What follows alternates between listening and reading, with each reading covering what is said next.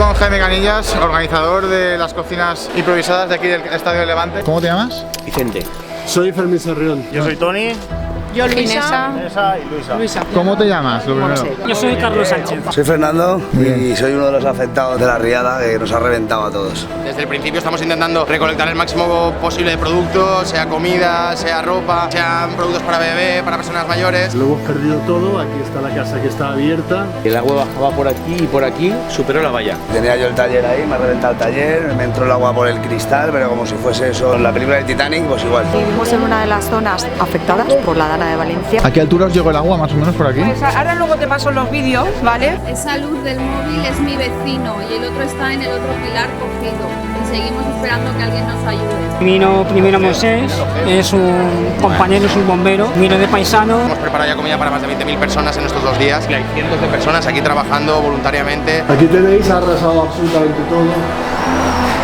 Ha tirado el tabique de aquí, ha tirado tabiques interiores. Se me rompió este muro que le he puesto palés. Ya me paso todo el agua dentro. Tengo 1,5 metros de agua en toda la parte baja. Pues esto es una cristalera, me he tirado 5 días aquí sin puertas y sin nada.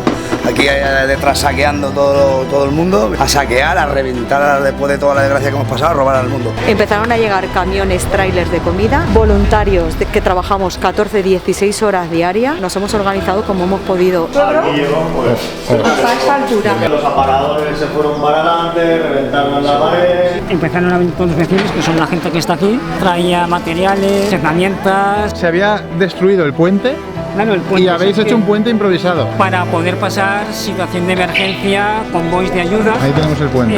Como veis, intentan la gente aquí hacer un poco de todo, desde platos de pasta, comida healthy. Intentamos aportar todo lo que sea posible para que incluso hay comida para veganos, comida para personas que no pueden comer gluten. Si está algo limpio ha sido gracias a la ayuda y al apoyo de los amigos de mi hijo y de mi hija. Hemos tenido ayuda de amigos, de vecinos sobre todo. Nos ha ayudado la gente, ha sido la gente y realmente los que hemos estado aquí hemos sido nosotros. El único coche patrulla que yo he visto pasar por aquí es uno de Castelldefels. La gente civil, aquí estamos todos, lo que han hecho falta, esto hoy no hay nadie, esto ha estado petado de gente por todos lados ayudando esto, tú no sabes cómo estaba de montones. Una solidaria de gente que venía Con familiares. eso, pero incluso de fuera y todos. Castellón, de Murcia, de Elda hoy, de Villarreal, que vinieron 3 chicos, vamos, encantadores. Entre todos, pues pusimos nuestro granito de arena, unos cortaban los troncos, otros nos llevaban, otros traían materiales y entre todos, pues al final el resultado es lo que estáis viendo. Ya os digo, esto requiere una coordinación muy grande entre club, fundación, la gente de Chefs Solidarios, todo el grupo de voluntariado que está participando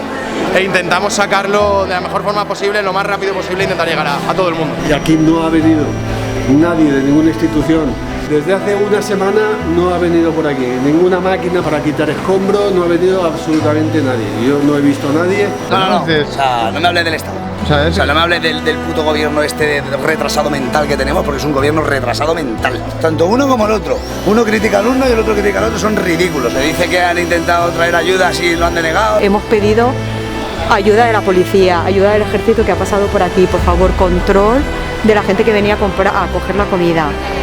No nos han ayudado en nada. Hemos estado desesperados. Día martes 5 de noviembre que estamos, Sí. ¿habéis visto movimiento de tropas Nada, o nada, ayuda nada. pesada, me refiero, por Nada, aquí? pero no, según ellos dicen que aquí están desde el primer día, mentira, mentira. La alcaldesa de Godelleta diciendo que sí, que están agilizando los papeles, que están tal, van a hacer nada. Ahora mismo entrar en politiqueos y de mierda no nos sirve de nada. Primero salgamos y luego busquemos Luego cabezas. tampoco han facilitado nada, ninguna finca, ni nada, ni pisos para que se puedan ir a vivir. Hasta el 7º día por aquí el ayuntamiento no ha aparecido.